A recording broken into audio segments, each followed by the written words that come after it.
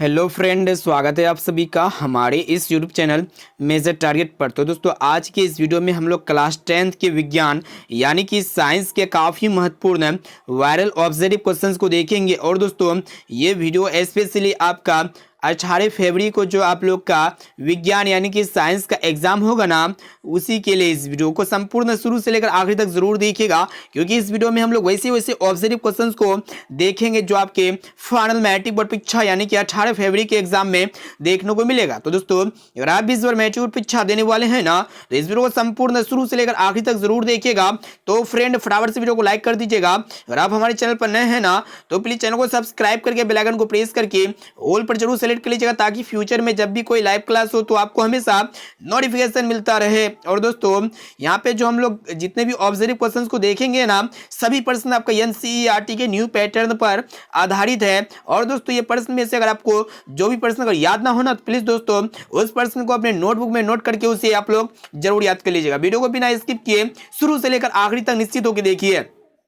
तो देखिए, यहाँ पे आज का फर्स्ट प्रश्न जो कि मोस्ट इंपोर्टेंट है कि विद्युत फ्यूज विद्युत धारा के किस सिद्धांत पर कार्य करता है। ऑप्शन ए में आपका दिया उसमें, या फिर चुंबकीय, या फिर रासायनिक, या फिर इनमें से कोई नहीं। तो दोस्तों, विद्युत फ्यूज विद्युत धारा के जो है ना, उसमें सिद्धांत पर कार्य करता है। यहाँ पे हमारा ऑप्शन नंबर ए जो है ना, बिल्कुल सही उत्तर हो जाएगा। और दोस्तों, इसी प्रकार और एक प्रश्न पूछे जाते हैं कि विद्युत घंटी विद्युत धारा के किस प्रभाव पर कार्य करता है। तो दोस्तों, विद्युत घंटी विद्युत धारा के चुंबकीय प्रभाव पर कार्य करता है। अब आइए फ्रेंड, देखते हैं यहाँ पे 2 नंबर प्रश्न को देखिएगा, जो कि काफी महत्वपूर्ण है कि बैटरी से किस प्रकार की धारा प्राप्त होती है। ऑप्शन ए में आपका दिया हुआ दिष्ट धारा, या फिर प्रत्यावर्ती धारा, या फिर ए और बी दोनों, और ऑप्शन डी में आपका दिया हुआ है इनमें से कोई नहीं। तो दोस्तों, बैटरी से जो है ना दिष्ट धारा यानी कि डीसी करंट प्राप्त होता है, जिसको हम लोग डायरेक्ट करंट कहेंगे। यहाँ पे हमारा ऑप्शन नंबर ए जो है ना, बिल्कुल सही उत्तर हो जाएगा। अब आइए फ्रेंड, देखते हैं यहाँ पे 3 नंबर प्रश्न को देखिएगा, जो कि मोस्ट इंपोर्टेंट है कि विद्युत चुंबकीय प्रेरण की खोज किसने की थी। ऑप्शन ए में आपका दिया फैराडे ने, या फिर मैक्सवेल ने, या फिर एम्पियर ने, या फिर फ्लेमिंग ने। तो दोस्तों, विद्युत चुंबकीय प्रेरण की खोज जो है ना, फैराडे ने की। यहाँ पे हमारा ऑप्शन नंबर ए जो है ना, बिल्कुल सही उत्तर हो जाएगा। अब देखिए, यहाँ पे 4 नंबर प्रश्न को देखिएगा, जो कि अति महत्वपूर्ण है कि विद्युत धारा उत्पन्न करने की युक्ति को क्या कहते हैं। मोस्ट इंपोर्टेंट है। ऑप्शन ए में आपका दिया जनित्र, या फिर गैल्वेनोमीटर, या फिर एमीटर, या फिर मोटर। तो दोस्तों, इलेक्ट्रिक करंट प्रोड्यूस करने वाले डिवाइस को हम लोग जनित्र यानी कि जनरेटर कहते हैं। यहाँ पे हमारा ऑप्शन नंबर ए जो है ना, बिल्कुल से उत्तर हो जाएगा। और दोस्तों, विद्युत धारा मापी जाती है। तो दोस्तों, विद्युत धारा जो है ना, ए मीटर से मापी जाती है। अब आइए फ्रेंड, देखते हैं यहाँ पे 5 नंबर प्रश्न को देखिएगा, जो कि मोस्ट इंपोर्टेंट है कि लघु पतन के समय परिपथ में विद्युत धारा का मान होता है बहुत कम हो जाता है, परिवर्तित नहीं होता है, या फिर बहुत कम बढ़ जाता है, या फिर निरंतर परिवर्तित होता है। तो दोस्तों, जब भी शॉर्ट सर्किट होता है, तो उस समय में इलेक्ट्रिक सर्किट में जो इलेक्ट्रिक करंट का वैल्यूज होता है ना, बहुत ज्यादा बढ़ जाता है। ऑप्शन नंबर सी जो है ना, बिल्कुल सही उत्तर हो जाएगा। तो दोस्तों, आज की इस वीडियो में हम लोग काफी महत्वपूर्ण है प्रश्न को देख रहे हैं। सभी प्रश्न आपका 18 फरवरी के लिए है। एक एक क्वेश्चन को बढ़िया तरह से याद कर लीजिएगा। देखिएगा, 6 नंबर प्रश्न क्या कर रहा है कि डायनेमो से किस प्रकार की धारा प्राप्त होती है। ऑप्शन ए में आपका दिया उदिष्ट धारा, या फिर प्रत्यावर्ती धारा, या फिर दोनों धाराएं, और ऑप्शन डी में आपका दिया हुआ इनमें से कोई नहीं। तो दोस्तों, डायनेमो से जो है ना, दिष्ट धाराएं और प्रत्यावर्ती धाराएं दोनों प्रकार की धारा प्राप्त होती है। ऑप्शन नंबर सी यहाँ पे हमारा बिल्कुल सही उत्तर हो जाएगा। अब देखिए, यहाँ पे 7 नंबर प्रश्न क्या कराए कि विद्युत बल्ब के भीतर कौन सा गैस भरा रहता है, वही आप लोग को बताना है। ऑप्शन ए में आपका दिया हुआ है निर्वात रहता है, या फिर वायु भरी रहती है, या फिर निष्क्रिय गैस भरी रहती है, और ऑप्शन डी में आपका दिया हुआ है हाइड्रोजन गैस भरी रहती है। तो दोस्तों, विद्युत बल्ब में जो है ना, निष्क्रिय गैस भरी रहती है, और वो निष्क्रिय गैस जो है ना, आर्गन होता है। यहाँ पे हमारा ऑप्शन नंबर सी जो है ना, बिल्कुल सही उत्तर हो जाएगा। अब देखिए, यहाँ पे 8 नंबर प्रश्न जो कि काफी महत्वपूर्ण है। देखिए, क्वेश्चन से है कि निम्न में कौन जैव अनमीकरणीय पदार्थ है, बहुत इंपॉर्टेंट है। ऑप्शन ए में आपका दिया डीडीटी, या फिर कागज, या फिर वाहित मल, या फिर इनमें से कोई नहीं। तो दोस्तों, डीडीटी जो है ना, यह एक प्रकार का जैव अनमीकरणीय पदार्थ है, क्योंकि ये जो है ना, मिट्टी में अपघटित नहीं होता है। इनके अलावा कागज हो गया, वाहित मल हो गया, ये मिट्टी में अपघटित हो जाते हैं, लेकिन डीडीटी जो है ना, ये मिट्टी में नहीं मिल पाते हैं। अब आइए फ्रेंड, देखते हैं यहाँ पे 9 नंबर प्रश्न को देखिएगा, जो कि मोस्ट इंपोर्टेंट है कि ओजोन परत पाई जाती है। ऑप्शन ए में आपका दिया हुआ है स्ट्रेटोस्फीयर में, या फिर एक्सोस्फीयर में, या फिर आयनोस्फीयर में, और ऑप्शन डी में आपका दिया हुआ ट्रोपोस्फीयर में। तो दोस्तों, ओजोन परत जो है ना, स्ट्रेटोस्फीयर में पाई जाती है। ऑप्शन नंबर ए जो है ना, बिल्कुल सही उत्तर हो जाएगा। अब देखिए यहाँ पे 10 नंबर प्रश्न को देखिएगा जो कि मोस्ट इंपोर्टेंट है कि निम्नलिखित में से किसे आप उपभोक्ता की श्रेणी में रखेंगे। ऑप्शन ए में आपका दिया हुआ हरे पौधे को, या फिर नील हरित शैवाल को, या फिर जंगली जानवर को, या फिर फूल और पत्ते को। तो दोस्तों आप लोग को बता देते हैं जंगली जानवर को जो है ना उपभोक्ता की श्रेणी में रखेंगे। ऑप्शन नंबर सी यहाँ पे हमारा बिल्कुल सही उत्तर हो जाएगा। और दोस्तों अभी तक वीडियो को लाइक नहीं किया ना तो प्लीज दोस्तों वीडियो को लाइक जरूर कर लीजिएगा। आप सब जो है ना चैनल को सब्सक्राइब नहीं करते, प्लीज चैनल को सब्सक्राइब जरूर कीजिए, क्योंकि जो है ना आप सबके लिए बहुत ही महत्वपूर्ण प्रश्न को लेकर आ रहे हैं और ये सभी प्रश्न आपके फाइनल मैट्रिक बोर्ड परीक्षा में आग लगा देंगे। सभी प्रश्न लल्लन टॉप क्वेश्चन है। अब देखिए यहाँ पे अगला प्रश्न क्या कराए कि निम्न में से कौन एक जैविक प्रक्रम द्वारा अपघटित होने वाला पदार्थ है। ऑप्शन ए में आपका सूखे घास पत्ते, या फिर पॉलिथीन गैस, या फिर रबर, या फिर प्लास्टिक की बोतलें। तो दोस्तों बहुत ही सिंपल प्रश्न है। तो जैविक प्रक्रम द्वारा जो अपघटित होने वाला जो प्राकृतिक पदार्थ होता है ना, सूखे घास पत्ते होता है। ऑप्शन नंबर ए जो है ना बिल्कुल सही उत्तर हो जाएगा। अब देखिए यहाँ पे अगला प्रश्न जो कि काफी महत्वपूर्ण है कि हरे पौधे कहलाते हैं। ऑप्शन ए में आपका दिया हुआ है उत्पादक, या फिर अपघटक, या फिर उपभोक्ता, या फिर आहार श्रृंखला। तो दोस्तों हरे पौधे जो है ना उत्पादक कहलाते हैं। ऑप्शन नंबर ए यहाँ पे हमारा बिल्कुल सही उत्तर हो जाएगा। अब आइए फ्रेंड देखते हैं यहाँ पे 13 नंबर प्रश्न को देखिएगा जो कि अति महत्वपूर्ण है कि न्यूक्लियस शब्द किनके द्वारा दी गई है।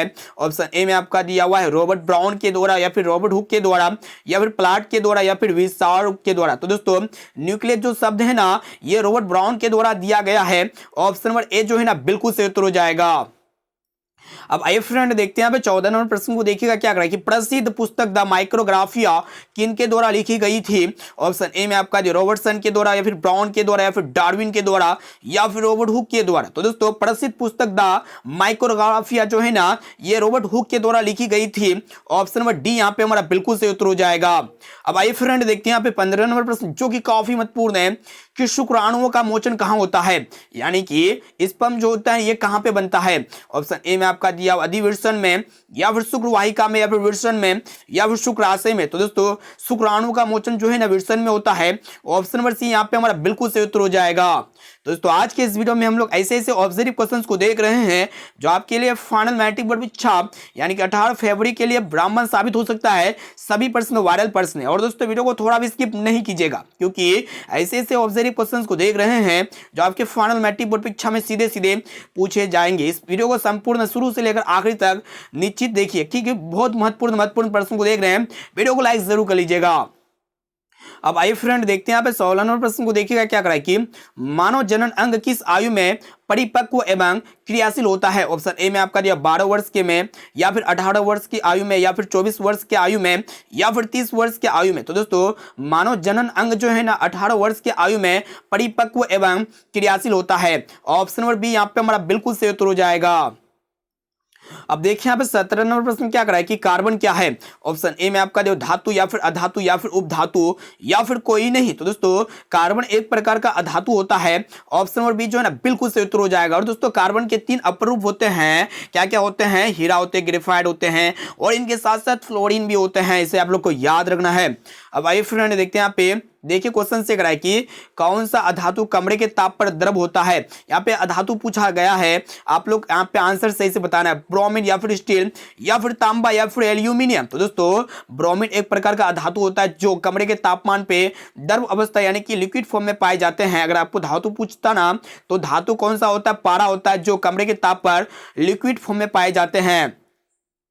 अब देखिए यहाँ पे 19 नंबर प्रश्न जो कि मोस्ट इंपोर्टेंट है कि सीसा और टिन की मिश्रित धातु को क्या कहते हैं। ऑप्शन ए में आपका सोल्डर, या फिर पारा, या फिर गन मेटल, या फिर उपधातु। तो दोस्तों सीसा और टिन की मिश्रित धातु को जो है ना सोल्डर कहते हैं। यहाँ पे हमारा ऑप्शन नंबर ए जो है ना बिल्कुल सही उत्तर हो जाएगा। और दोस्तों आप लोग को बता देते हैं कि ये होता है ना मतलब Cu और Zn, Cu और Zn जो है ना ये किसका मिश्रित धातु होता है। तो दोस्तों इसका जवाब जो है ना आप लोग कमेंट करके जरूर बताइएगा, क्योंकि बहुत ही महत्वपूर्ण प्रश्न है। अब आइए फ्रेंड देखते हैं यहाँ पे 20 नंबर प्रश्न को देखिएगा क्या कराए कि मानव शरीर के किसी कोशिका में गुणसूत्रों के कितने युग्म होते हैं। ऑप्शन ए में आपका 26, या फिर 14, या फिर 23, या फिर 28। तो दोस्तों मानव शरीर के किसी भी कोशिका में जो गुणसूत्रों की जो युग्म होते हैं ना 23 जोड़े गुणसूत्र पाए जाते हैं। और दोस्तों अगर ये प्रश्न पूछा जाए कि मानव शरीर में कितने जोड़ों गुणसूत्र होता है, यानी कि गुणसूत्रों की अगर संख्या पूछा जाए दोस्तों, मनुष्य में जो गुणसूत्रों की जो संख्या होता है ना 46 होता है, ठीक है, और ये 23 जोड़ा होता है। तो दोस्तों अभी तक वीडियो को लाइक नहीं किया है ना, तो प्लीज दोस्तों वीडियो को लाइक जरूर कर लीजिएगा, और दोस्तों चैनल पर नए हैं ना तो प्लीज चैनल को सब्सक्राइब जरूर कर लीजिएगा। अब आइए फ्रेंड देखते हैं यहाँ पे 21 नंबर प्रश्न क्या कर रहा है कि कीटों के पंख तथा चमगादड़ के पंख किस तरह के अंग है। ऑप्शन ए में आपका तो समजात अंग, या फिर अवशेषी अंग, या फिर समवर्ती अंग, या फिर कोई नहीं। तो दोस्तों कीटों के पंख तथा चमगादड़ के पंख जो है ना यह एक प्रकार का समवर्ती अंग के उदाहरण है। ऑप्शन नंबर सी जो है ना बिल्कुल सही उत्तर हो जाएगा। और दोस्तों एक प्रश्न ये पूछाते हैं कि समजात अंग के क्या उदाहरण हो सकते हैं। तो दोस्तों समजात अंग के जो उदाहरण है ना हमारा हाथ तथा कुत्ते के अग्रपाद, ये जो है ना समजात अंग के उदाहरण होते हैं। अब आइए फ्रेंड देखते हैं यहाँ पे 22 नंबर प्रश्न जो कि काफी महत्वपूर्ण है कि निम्न में से कौन सा जीवाणु जनित रोग नहीं है। ऑप्शन ए में आपका गोनोरिया, या फिर सिफिलिस, या फिर मस्सा, या फिर इनमें से सभी। तो दोस्तों आप सबको बता देते हैं मस्सा जो होता है ना ये जीवाणु जनित रोग नहीं है। इनके अलावा गोनोरिया हो गया, सिफिलिस हो गया, और टिटनस हो गया, टाइफाइड हो गया, हैजा, ये सब जो होते हैं ना जीवाणु जनित रोग होते हैं। अब आइए फ्रेंड देखते हैं यहाँ पे 23 नंबर प्रश्न को देखिएगा क्या कर रहा है कि निम्न में से कौन एक उभयलिंगी जंतु है। ऑप्शन ए में आपको तो केंचुआ, या फिर कुत्ता, या फिर बिल्ली, या फिर बकरी। तो दोस्तों केंचुआ एक प्रकार का उभयलिंगी जंतु है। ऑप्शन नंबर ए जो है ना बिल्कुल सही उत्तर हो जाएगा। अब देखिए यहाँ पे 24 नंबर प्रश्न क्या कर रहा है कि मेंडल ने अपने प्रयोगों के लिए किस पौधे को चुना। ऑप्शन ए में आपको मटर, या फिर चना, या फिर सैम, या फिर इनमें से कोई नहीं। तो दोस्तों मेंडल ने अपने प्रयोगों के लिए जो है ना मटर का पौधे को चयन किया। ऑप्शन नंबर ए जो है ना बिल्कुल सही उत्तर हो जाएगा। और दोस्तों एक प्रश्न ये पूछाते हैं कि अनुवांशिकी का पिता किसे कहा जाता है। तो दोस्तों ग्रेगर जॉन मेंडल यानी कि मेंडल को कहा जाता है। अब देखिए यहाँ पे 25 नंबर प्रश्न जो कि मोस्ट इंपोर्टेंट है कि यहाँ पे क्वेश्चन से है कि द ओरिजिन ऑफ स्पीसीज नामक पुस्तक के लेखक कौन है। ऑप्शन ए में आपका डार्विन, या फिर अरस्तु, या फिर हेल्डेन, या फिर मेंडल। तो दोस्तों द ओरिजिन ऑफ स्पीसीज नामक पुस्तक के जो लेखक है ना डार्विन है। यहाँ पे हमारा ऑप्शन नंबर ए जो है ना बिल्कुल सही उत्तर हो जाएगा। तो दोस्तों अभी तक वीडियो को लाइक नहीं किया ना तो प्लीज दोस्तों वीडियो को लाइक जरूर कर लीजिएगा, और दोस्तों चैनल पर नए हैं ना तो प्लीज चैनल को सब्सक्राइब जरूर कर लीजिएगा। अब देखिए यहाँ पे 26 नंबर प्रश्न क्या कर रहा है कि किसी जीव की जीनी संरचना कहलाता है। बहुत इंपॉर्टेंट है। ऑप्शन ए में आपका दिया लक्षण प्रारूप, या फिर फेनोटाइप, या फिर जीन प्रारूप, या फिर जीनोटाइप, या फिर अनुवांशिकी, या फिर विभिन्नता। तो दोस्तों किसी भी जीव की जो जीनी संरचना कहलाता है ना, जीनी संरचना क्या कहलाता है, जीन प्रारूप या फिर जीनोटाइप कहलाता है। इसे आप लोग को याद रखना है। ऑप्शन नंबर बी यहाँ पे हमारा बिल्कुल सही उत्तर हो जाएगा। अब देखिए यहाँ पे 27 नंबर प्रश्न क्या कर रहा है कि ओजोन के अणु में ऑक्सीजन के कितने परमाणु है। ऑप्शन ए में आपका 1, या फिर 2, या फिर 3, या फिर 4। तो दोस्तों आप लोगों को पता होगा ओजोन का जो अणुसूत्र होता है ना O3 होता है। तो यहाँ पे ऑक्सीजन का जो परमाणु संख्या होगा ना कितना होगा, 3 हो जाएगा। यानी कि यहाँ पे हमारा ऑप्शन नंबर सी जो है ना बिल्कुल सही उत्तर हो जाएगा।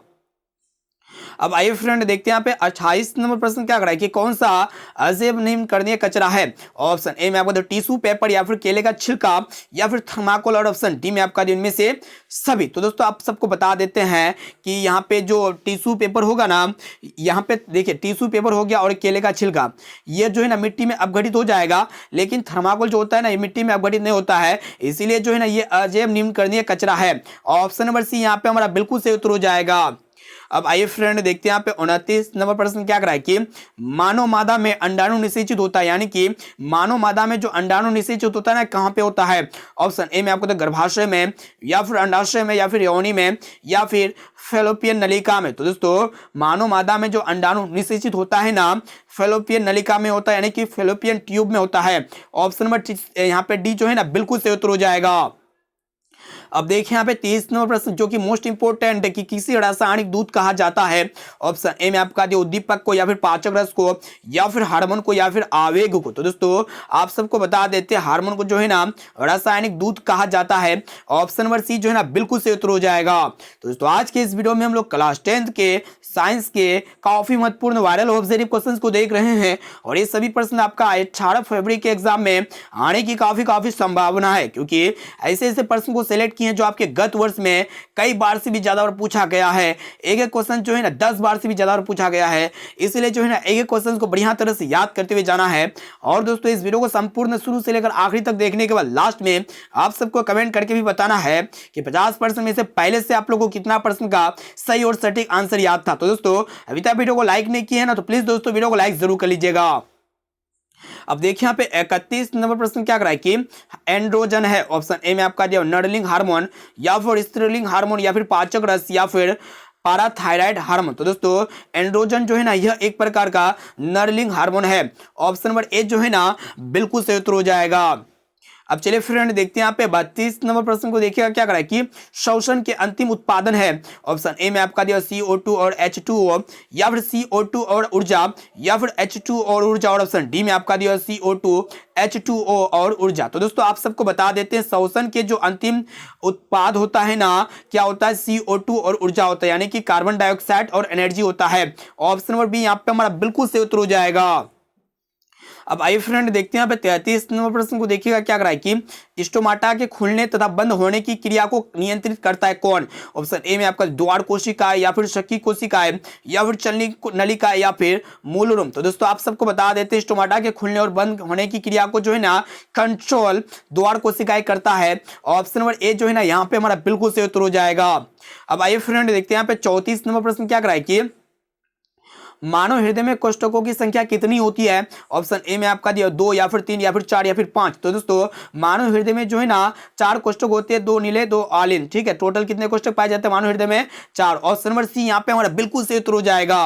अब आइए फ्रेंड देखते हैं यहाँ पे 35 नंबर प्रश्न को देखिएगा क्या कराए कि कौन विद्युत का सर्वोत्तम सुचालक है, यानी कि यहाँ पे इलेक्ट्रिक करंट का कौन गुड कंडक्टर है। ऑप्शन ए में आपका जो कॉपर या फिर अर्जेंटम, और ऑप्शन सी में आपका दिया एल्यूमिनियम या फिर फेरम। तो दोस्तों आप सबको बता देते हैं जो चांदी होता है ना जिसको हम लोग अर्जेंटम कहेंगे, जो सिल्वर होता है ना ये क्या होता है इलेक्ट्रिक करंट का गुड कंडक्टर होता है। यहाँ पे हमारा ऑप्शन नंबर बी जो है ना बिल्कुल सही उत्तर हो जाएगा। तो दोस्तों फटाफट से वीडियो को लाइक जरूर कर लीजिएगा, चैनल पर नए हैं ना तो प्लीज चैनल को सब्सक्राइब जरूर कर लीजिएगा।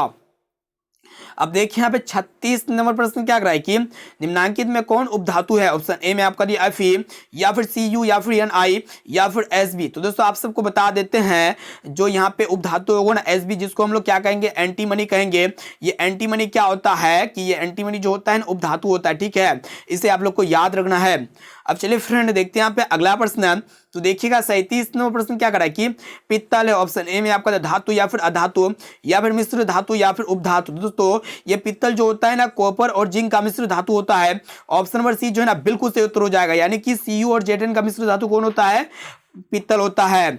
अब आइए फ्रेंड देखते हैं यहाँ पे अगला प्रश्न जो कि काफी महत्वपूर्ण है, 38 नंबर प्रश्न जो बहुत इंपॉर्टेंट है। तो देखिए क्वेश्चन से करा कि धोने का सोडा का रासायनिक सूत्र क्या होता है। ऑप्शन ए में आपका दिया हुआ Na2CO3 10H2O या फिर Na2CO3H2O या फिर NaCO3 10H2O या फिर NaCO4 10H2O। तो दोस्तों धोने के सोडा का जो रासायनिक सूत्र होता है ना सोडियम कार्बोनेट डेकाहाइड्रेट होता है, यानी कि यहाँ पे हमारा ऑप्शन नंबर ए जो है ना बिल्कुल सही उत्तर हो जाएगा। ये वॉशिंग सोडा का फॉर्मूला होता है, ठीक है। और दोस्तों बेकिंग सोडा यानी कि खाने वाला सोडा का जो रासायनिक सूत्र होता है ना NaHCO3 होता है। क्या होता है NaHCO3 सोडियम हाइड्रोजन कार्बोनेट होता है, इसे आप लोग को याद रखना है। अब देखिए यहाँ पे 39 नंबर प्रश्न क्या करा है कि निम्नलिखित में से किस धातु को चाकू से आसानी से काटा जा सकता है। ऑप्शन ए में आपका एल्यूमिनियम को या फिर सोडियम को या फिर मैग्नीशियम को या फिर कॉपर को। तो दोस्तों बताइए यहाँ पे कि कौन ऐसा एलिमेंट है जिसको हम लोग चाकू से आसानी से काट सकते हैं। तो यहाँ पे धातु होना चाहिए। तो दोस्तों यहाँ पे जो सोडियम होगा ना जिसको हम लोग चाकू से आसानी से काट सकते हैं, सोडियम के साथ हम लोग पोटेशियम को भी काट सकते हैं और आपका लिथियम को भी जो है ना हम लोग चाकू से आसानी से सरलता से काट सकते हैं। अब देखिए यहाँ पे 40 नंबर प्रश्न क्या करा है कि सरलतम हाइड्रोकार्बन है। ऑप्शन ए में आपको जो मीथेन या फिर इथेन या फिर प्रोपेन या फिर ब्यूटेन। तो दोस्तों सरलतम हाइड्रोकार्बन जो होता है ना मीथेन होता है, यानी कि यहाँ पे हमारा ऑप्शन नंबर ए जो है ना बिल्कुल सही उत्तर हो जाएगा। तो दोस्तों अभी तक वीडियो को लाइक नहीं किया ना तो प्लीज दोस्तों वीडियो को लाइक जरूर कर लीजिएगा, और दोस्तों चैनल पर नए हैं ना तो प्लीज चैनल को सब्सक्राइब जरूर कर लीजिएगा। अब देखिए यहाँ पे 41 नंबर प्रश्न क्या करा है कि कार्बन हाइड्रोजन से संयोग कर बनाता है, यानी कि कार्बन हाइड्रोजन से संयोग करके क्या बनाता है। ऑप्शन ए में आपका दिया हुआ है आयनिक यौगिक या फिर हाइड्रोकार्बन या फिर हैलोजन या फिर अम्लराज। तो दोस्तों कार्बन हाइड्रोजन से संयोग करके जो है ना हाइड्रोकार्बन बनाते हैं। यहाँ पे हमारा ऑप्शन नंबर बी जो है ना बिल्कुल सही उत्तर हो जाएगा। अब चलिए फ्रेंड देखते हैं यहाँ पे 42 नंबर प्रश्न जो कि मोस्ट इंपोर्टेंट है कि वायुमंडल में CO2 यानी कि कार्बन डाइऑक्साइड गैस की उपस्थिति है।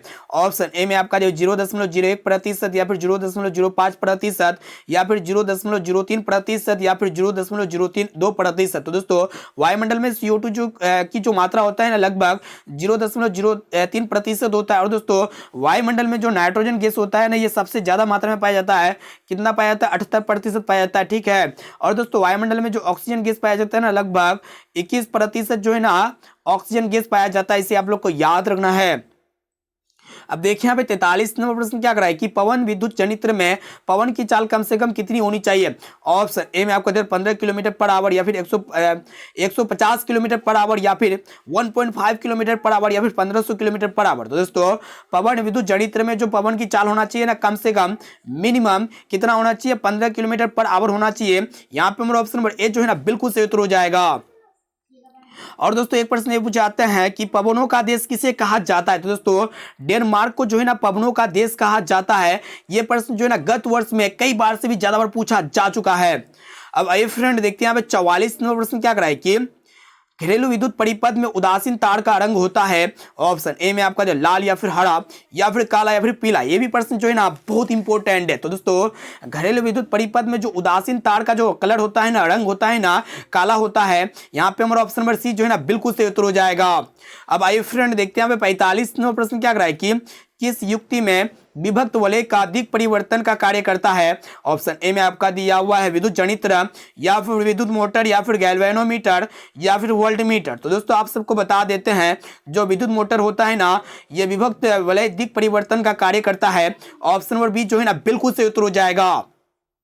तो दोस्तों अभी तक आप वीडियो को लाइक नहीं किया ना तो प्लीज दोस्तों वीडियो को लाइक जरूर कर लीजिएगा। और दोस्तों हमारे चैनल पर नए हैं ना तो प्लीज चैनल को सब्सक्राइब करके बेल आइकन को प्रेस करके ऑल पर जरूर सिलेक्ट कर लीजिएगा ताकि फ्यूचर में जब भी कोई लाइव क्लास हो तो आपको हमेशा नोटिफिकेशन मिलता रहे। ये सभी प्रश्न जो है ना वायरल प्रश्न है इसलिए जो है ना एक क्वेश्चन का आंसर आपको सही और सटीक याद होना चाहिए।